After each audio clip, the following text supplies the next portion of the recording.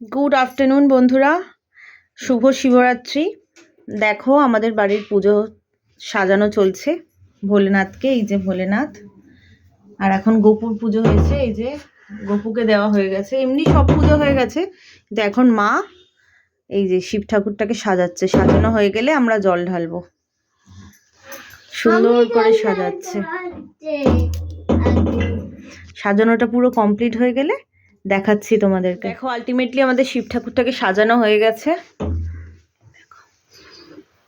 এবার আমরা জল ঢালবো। এই যে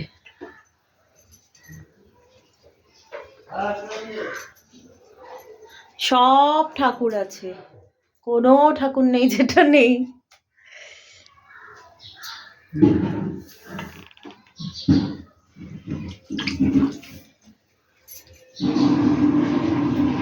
পুজো কমপ্লিট হয়ে গেছে।